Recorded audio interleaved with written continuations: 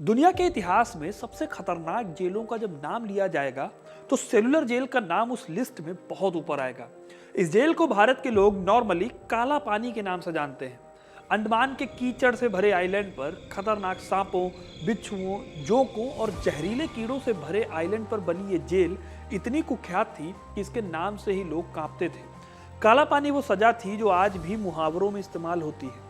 आज हम इसी काला पानी यानी कि सेलुलर जेल के बारे में जानेंगे।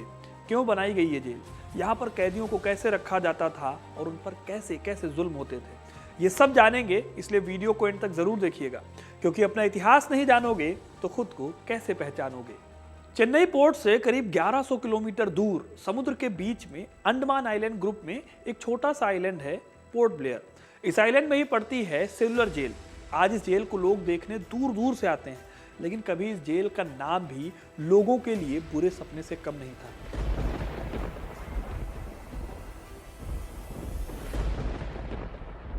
इस जेल को शुरू किया गया था अंग्रेजों के विरोध में उठने वाली ताकतों को दबाने के लिए। जब 1857 में विद्रोह भड़का तो अंग्रेजों की हालत खराब हो गई। इसलिए जितना तेज विद्रोह था उतना ही भयानक इसका दमन हुआ। अंग्रेजी फौज ने जिसको भी पकड़ा उसे फांसी पर लटका दिया। लेकिन फांसी देने के साथ ही उन्होंने कुछ को बंदी भी बनाया। अंग्रेज चाहते थे कि इन विद्रोहियों को इतनी दूर भेज दिया जाए कि ये कभी भी विद्रोह के लिए सर न उठा सके। इसके लिए उन्होंने अंडमान को चुना। अंडमान जाने के लिए समुद्र की यात्रा करनी होती थी। तब भारत में समुद्र यात्रा को पाप माना जाता था। कहा जाता था कि इससे धर्म भ्रष्ट होता है। यहाँ तक कि उस इंसान को उसकी जात से बाहर का रास्ता दिखा दिया जाता था। समुद्र के पानी को इसी पाप की वजह से काला पानी नाम दिया गया था। यह सब देखकर अंग्रेजों को अपना प्लान परफेक्ट लगा। उन्होंने पहली बार 10 मार्च 1858 को कुल 200 विद्रोही लोगों का जत्था अंडमान में भेजा। इस तरह से इस सजा का नाम हो गया काला पानी।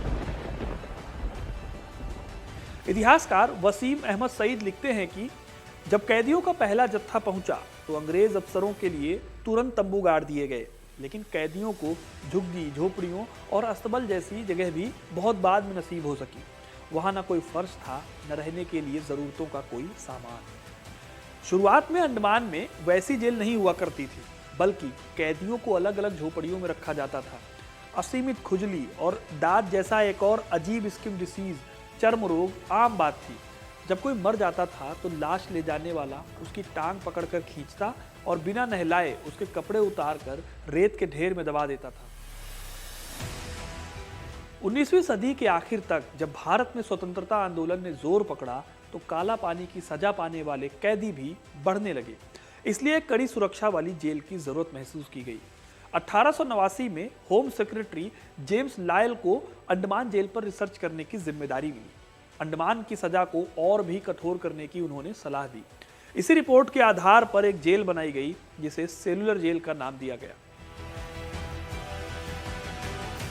1896 में सेलुलर जेल बननी शुरू हुई। इसके लिए बर्मा से ईंटें मंगाई गई। और हालत देखिए कि इस जेल को बनाने वाले वही कैदी थे जिन्हें इसमें खुद रहना था। 1906 में करीब 5 लाख रुपए लगाकर इस जेल को बनाने का काम पूरा हुआ। अब ये ऐसी जेल थी जिस पर आसानी से नजर रखी जा सकती थी। जेल के बीच में एक टावर से कैदियों पर सख्त पहरा रखा जाता। इन कैदियों को 13.5 फीट लंबे और 7 फीट चौड़े कमरे में रखा जाता था। यहाँ कुल 700 कमरे थे। जेल के कमरों में रोशनदान के लिए गुंजाइश रखी भी गई, तो इस तरह से कि इससे हवा भी ना आ सके।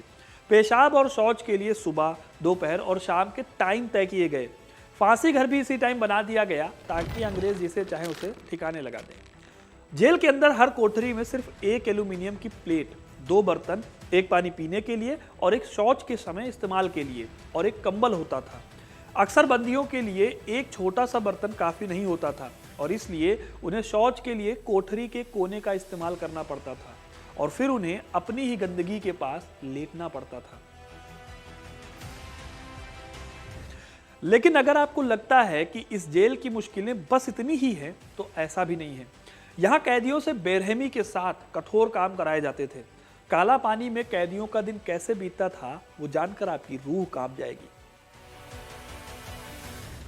700 कैदियों के लिए नहाने और दैनिक कामों को निपटाने के लिए बस 1 घंटा मिलता था। खाने के बाद काम पर जाना होता था, जहां पर जंजीर और गले से लेकर पैर तक बेड़ियां डालकर पेड़ काटने होते थे, या फिर कोल्हू में बैल का काम कैदियों से कराया जाता था। हर काम के लिए टारगेट फिक्स था, जैसे कि कोल्हू से 10 लीटर तेल या 20 लीटर तेल और नारियल से 4 किलो झूस। शाम तक ये टारगेट पूरा नहीं हुआ तो हथकड़ियों से बांध कर लटका दिया जाएगा, पहली बार 3 दिन के लिए, फिर 10 दिन के लिए। इस बीच गार्ड घुटनों के बीच डंडा फंसा देता था ताकि पैर फैले रहें। इतनी भयानक हालत में रहने के बाद भागने की भी नहीं सोची जा सकती थी, क्योंकि छिपने के लिए जमीन नहीं होती थी, दूर दूर तक समुद्र ही था। फिर भी जिन्होंने भागने की कोशिश की उन्हें फांसी दे दी गई। इस तरह से कई स्वतंत्रता सेनानियों ने दसियों साल यहाँ पर ऐसे ही बिता दिए। ऐसी नरक जैसी हालत में फजले हक खैराबादी, योगेंद्र शुक्ला, बटुकेश्वर दत्त, बाबा राव सावरकर, विनायक दामोदर राव सावरकर, सचिंद्र नाथ सान्याल, महमूद हसन देवबंदी जैसे हमारे देश के कई क्रांतिकारी रहे।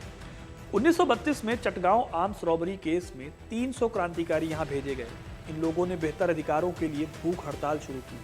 44 दिन चली भूख हड़ताल के बाद अंग्रेजों ने उनके गले में पाइप डालकर दूध उड़ेलने की कोशिश की।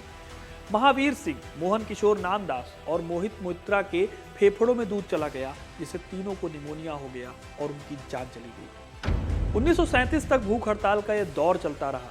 इसके बाद भारत में इस यातना के खिलाफ आवाज उठाई गई।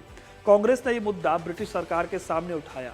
कई दौर की वार्ता के बाद अंत में 1938 में सेलुलर जेल के राजनीतिक कैदियों को मेनलैंड भारत भेज दिया गया।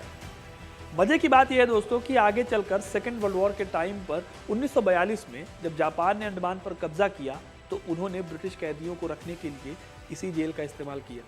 फिर आज़ादी के बाद जेल की 2 इमारतों को गिराकर लोकल लोगों के लिए 500 बिस्तर वाला अस्पताल बनाया गया। इस जेल में सजा काट चुके कई स्वतंत्रता सेनानी इस जेल को गिराए जाने के विरोध में थे। इसलिए साल 1979 में प्रधानमंत्री मोरारजी देसाई ने इस जगह को राष्ट्रीय स्मारक घोषित कर दिया। तो दोस्तों ये थी कहानी काला पानी यानी कि सेलुलर जेल की, और वहां पर उन कैदियों के साथ कैसा बर्ताव होता था उसकी। आपको ये कहानी कैसी लगी कमेंट करके ज़रूर बताइएगा। वीडियो अगर पसंद आया है तो इसे लाइक और शेयर करें ताकि ज़्यादा से ज़्यादा लोगों तक ये जानकारी पहुंच सके। और ऐसी तमाम इंटरेस्टिंग कहानियों के लिए हमारे चैनल हिस्ट्री कनेक्ट को सब्सक्राइब जरूर करें। धन्यवाद।